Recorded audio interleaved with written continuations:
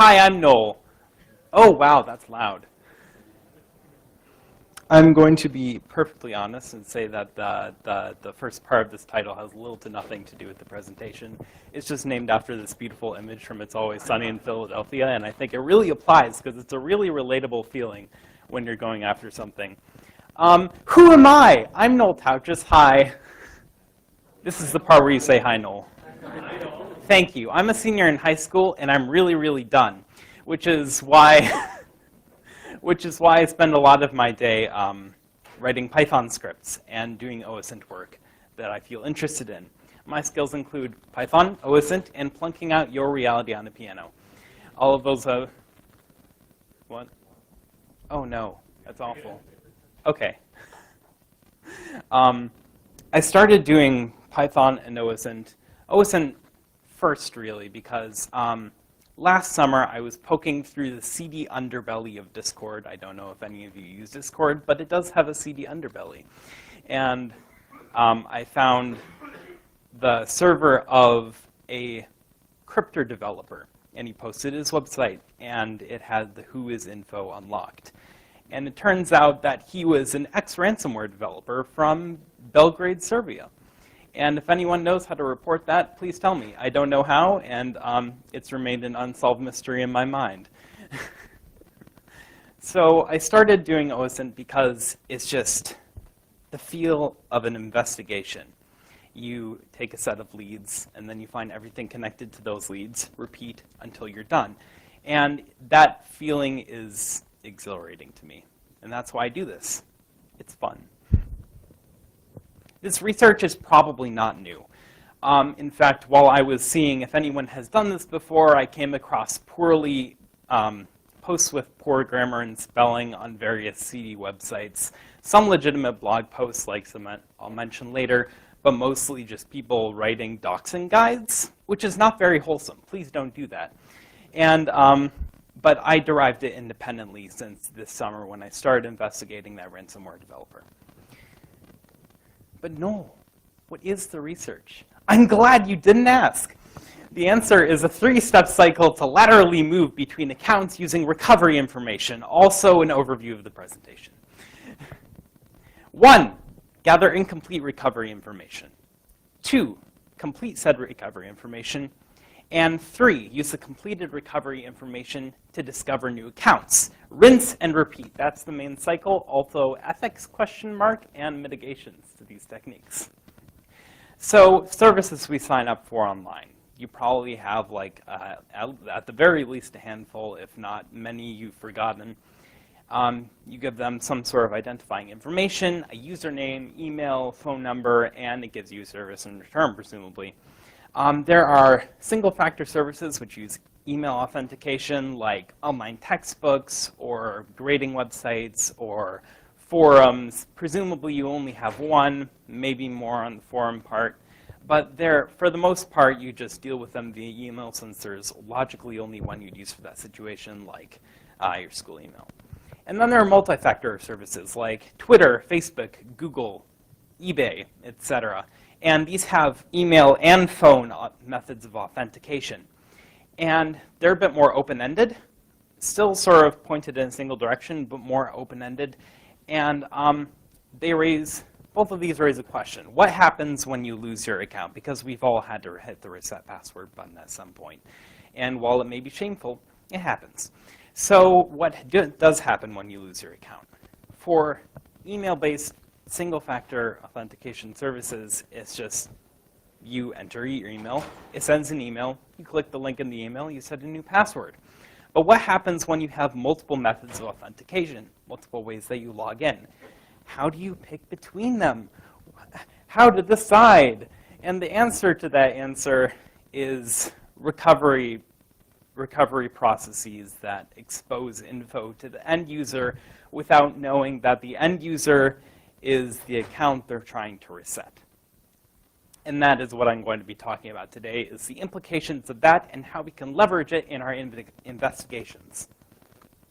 Introducing our target, Bob McGee. Look at his face. What a douchebag.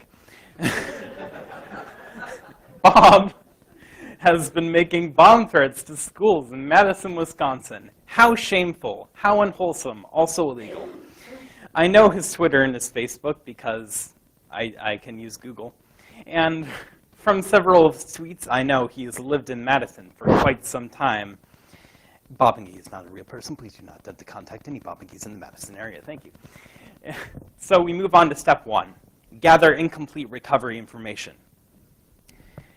On all the following websites, you go to login page, forgot password, or need help forgot password, or any number of similar text fields. On Twitter, it accepts reset via username, email, phone. You can send 10 requests of this type per day per IP, so you can just switch VPN or proxy and it'll work again. Thanks, Twitter.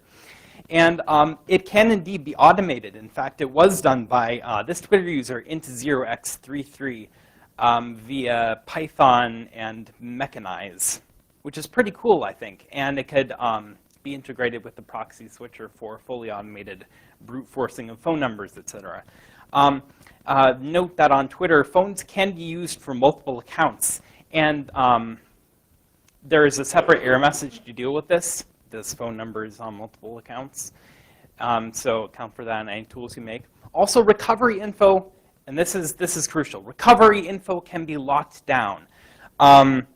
You can require some of your information to reset your account. For example, if you enter my username on Twitter, you will find that it asks you for my email. And if you find my email and you enter, it asks you for my phone. And only then does it allow you to set a reset password link.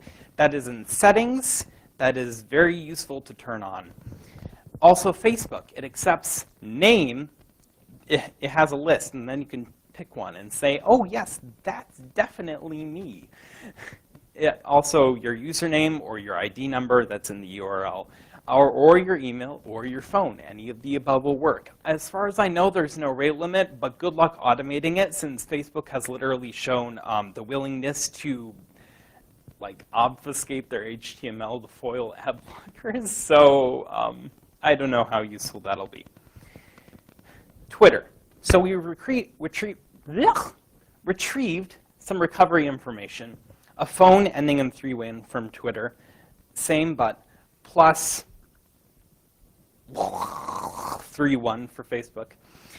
GE plus however many asterisks at G something dot something for Twitter, and G0 at gmail.com for Facebook.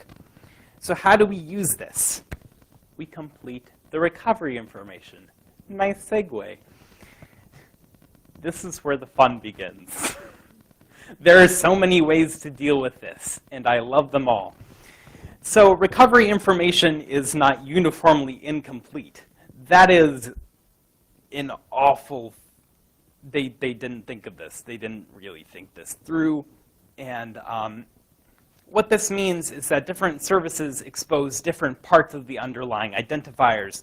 For example, again, in Twitter, it exposes the first 2 letters of the username at the domain, and Facebook exposes the first character plus the end character, and it exposes the entire domain. Twitter, it just says ending in 3-1, but Facebook, it says plus 3-1, and each of those asterisks represent a single character. In this case, the first digit presumably is 1 because he lives in Madison, Wisconsin, which is in the US, and we have a country code of 1. So logically, there would be about, there's 9 asterisks there, the country code plus everything else. And we can leverage that to just fuse them together to get a better picture of the underlying identifier, such as GE0 at gmail.com, which is more than we had before.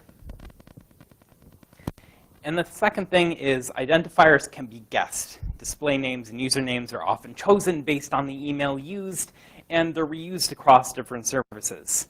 You can use Google. Yes. And there was an Intel Techniques tool where you could search a single phone number or email on many different websites. Rest in peace, free tools of Intel Techniques. But the component tools will still work, meaning you just have to open a bunch more web pages and have 15 tabs open in your browser at a time, which still works.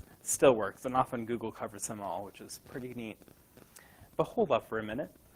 These match. His Twitter handle and what looks like his email match, or at least the parts of them that we can see. So if we take a look, we can see that this is indeed a valid Google account. And Google accepts email. If you sign up with a Gmail account, it accepts that. Or if you sign up with another account, it also accepts that. Or a phone. If you check with the phone, it also needs a name. There is no rate limit, as far as I know. Automatable, it's Google, no. There is a lot of information exposed in this recovery process, including but not limited to a list of devices that they are signed into. So you could just check if they're signed into an LG tablet or an iPhone or whatever, and it'll just pop up. It's a drop-down list. We could also check on eBay, which accepts username and email, not phone for whatever reason. There is no rate limit. As far as I know, you could probably automate this if you tried. And when searching by username, the email asterisks do not represent individual characters, so just keep that in mind. And just a single note, eBay and PayPal are incredibly important. We'll see why later. Also, PayPal, which accepts email, phone, and with phone you have to input a list of possible emails. There's a reCAPTCHA rate limit thing after 2 requests, and I think there's a hard cap somewhere after that, but I haven't tested where that is. It's probably not automatable due to the reCAPTCHA, which makes me think there's more going on with that. And when searching by username, that was left over from the eBay slide. I'm sorry.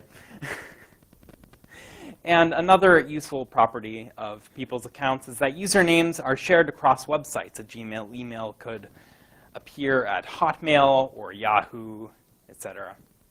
And we can see this in the fact that combo lists of emails and passwords have the same email username across different domains. They're just checking to see if it exists, which is clever and evil. Microsoft accounts accept email, phone, Skype, no rate limit, probably automatable. And when searching by email, the email asterisks do not represent individual characters. There's just 5 when there are obviously many more. And Yahoo accepts email and phone. Rate limit, it's reset by day, but I'm not sure of the cap there. And it's probably automatable if you tried. So what do we do with this? What do we do with all of this information? Well, we complete it. And we start with this phone number. We already did the email, so now the phone number. From eBay, we got 608 something something something something something 31. And PayPal, we got 6 something something something something something 1131. So if we meld those together, we get 608 something something something 1131. And these 2 services are incredibly important because they basically expose like 70% of the phone number. And the rest can usually be easily filled in. It's only 1,000 phone numbers. I mean, how many do you have to call? But they're easy. They're easier methods. How do we get the middle 3 digits? The answer is WhatsApp. So messaging apps. Although phone numbers were never meant to be used as an identifier, there have been multiple blog posts written about this that I cannot remember. They are often used that way. And a principal application of this is in messaging apps, where you can log into your account based on a phone number from any device. And they base these accounts, usually base these accounts entirely off a phone number, although there are some that accept an email, etc. And a dire part of this is the fact that they accept contact importing. And again, every major messaging app accepts contact imports from your address book on your phone. But on your phone, you can sync with Google Contacts, which supports 25,000 contacts, 3,000 contacts imported at a time. and you can upload CSVs to Google Contacts. Can you see where this is going? I actually wrote a Python script to do this. This link isn't up now, but it will be in the next few days. I wrote a Python script to automatically generate these contact CSVs based on a hashcat-like rule, like +1 608 $D, $D, $D, 1131. And that would generate all 1,000 phone numbers for you in a handy-dandy CSV to import into Google Contacts, which then sync to your phone, which then you can import into any number of messaging apps, which terrifies me. This was not the intended functionality. I found that it's pretty easy to do 3 digits. It's difficult to do 4 digits because it's greater than the 3,000 that Google Contacts allows you to import at a time. Gen Contacts does not yet have support for splitting CSVs, but I'll implement that at some point. And it's impossible to do 5 digits, as far as I'm aware. A brief overview of messaging apps. WhatsApp, you get pictures and statuses. WeChat, you get names, pictures, statuses. Signal, you get nothing. You lose! Good day, sir! But not a lot of people use Signal. Raise your hand if you use Signal for everyday talk. I was expecting some hands to go down when I said everyday talk, but congratulations. The import takes a long time, whether you're importing 10 contacts or 10,000. Like seriously, 2 to 5 minutes. What are you doing, Signal? There's also Messenger, which leads to names, pictures, online status, like when they were last online. It also leads to Facebook profiles, which we'll talk about later. Line, names, pictures. And this frustrates me because I got, like, there were these suggested contacts that popped up the first time that I did this that were like all of the ones in that 1,000 block of numbers, but then most of them disappeared and then I only got like 5 and I couldn't replicate it, and that frustrates me. If you figure that out, just shoot me a DM or something. There's also Telegram, which gets profile pictures and when they're last online. Kik, which gets you names and pictures. And Viber, which gets you also names and pictures. Names and pictures seems to be a common feature. For some of these, you don't get the contact name along with the contact that actually appears, which means that you don't have the phone number for a contact that does pop up on these apps once you import your contacts. So that means you might have to do like a binary search type thing where you keep narrowing it down, which would be pretty annoying. Maybe I'll figure out a solution to that at some point. But what if you need to narrow down your search range or your results? And the answer is the North American numbering plan. And I'd say I'm sorry, but I'm not sorry. If there's a phone you gotta find, I can help you in a bind. I'm the NAM, I'm the NAM, I'm the NAM, I'm the NAM. If there's a number to be found, I'll show you where it's around. I'm the NAM, I'm the NAM. Okay, you get it. Oh, thank you. Thank you very much. The North American numbering plan surprisingly does not apply to all of North America, despite its name. Thank you, whoever made that name. You are very clever and also accurate. It does apply to the United States, Canada, American territories, and some other Caribbean islands. It's split into 3 parts. The area code, or NPA, numbering plan area. You all know that. It gives you the rough location, or in some very densely populated areas, it's an overlay of a previous area, or just like a tiny bit of city because there's so many gosh darn people. I mean, have you seen LA? There's also NXX, which is less talked about. It's the central office code. Whoever makes these acronyms, you are very clever and also accurate.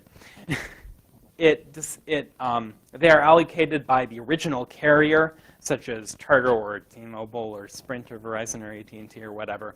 Landlines or wireless. And they give you the city or neighborhood location, specifically the location of the rate center, wherever that is.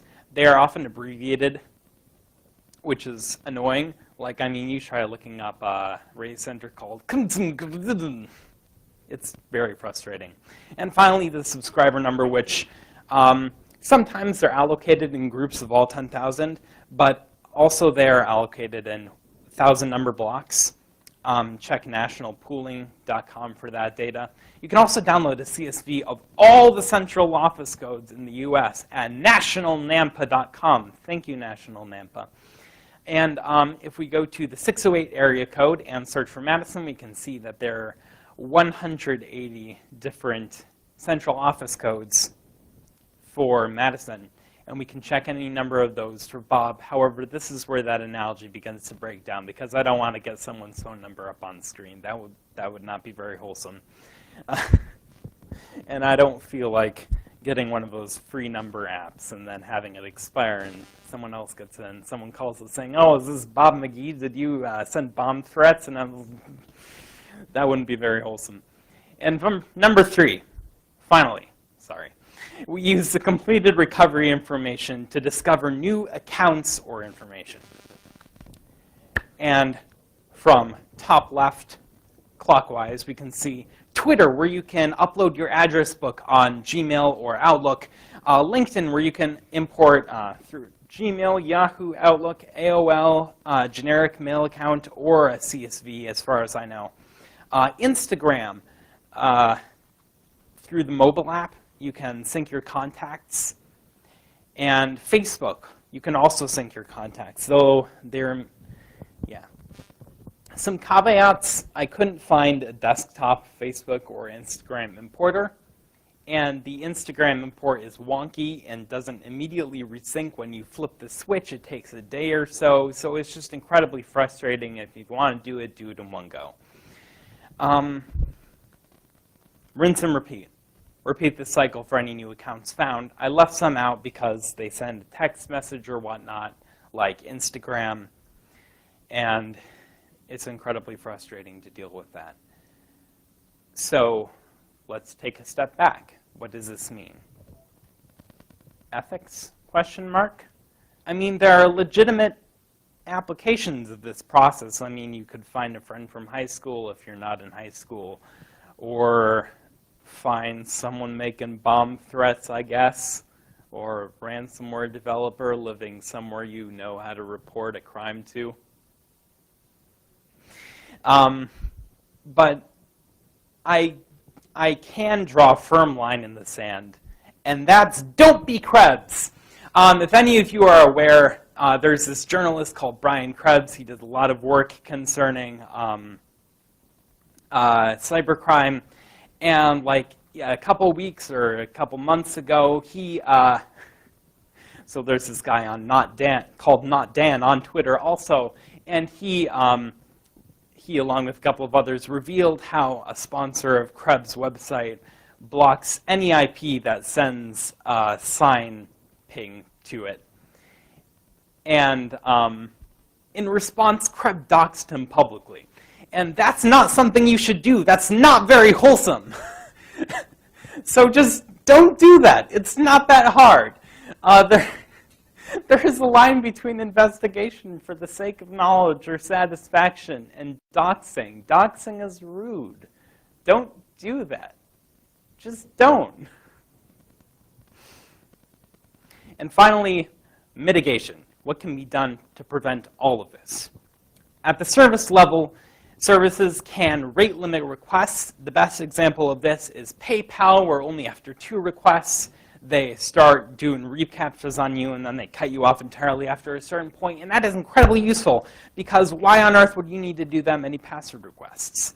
There are bulk tools for doing that in G Suite or whatever you use. And so there's no rational application for that. Services can also provide an option to lock down recovery info like Twitter does, asking for your email or phone before they let you reset your password. In addition, Facebook has already removed regular user by phone search, I think, in relation to abuse. Previously, you could search a phone number in the main search bar for Facebook, and it would come up with a user profile if that phone number was registered. But they removed that.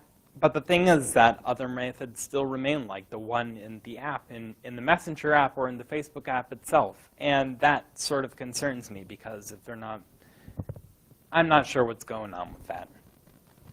At their user level, If you're not using the phone number on your account, don't have it. If you're using two-factor authentication, it's a code-based, and you don't need the phone number to do it, remove your phone number. If you already have your email on your device and you're sure that you'll have it, if you do actually need your phone number, then keep it. Don't make your email short or guessable.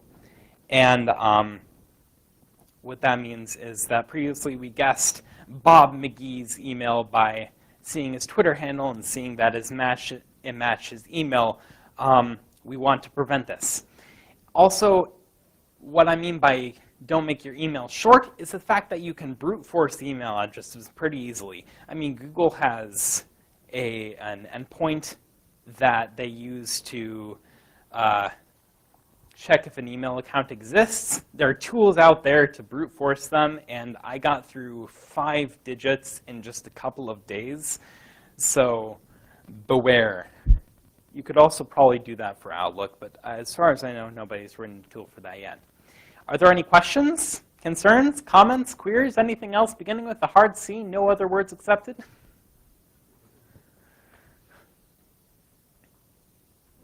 You.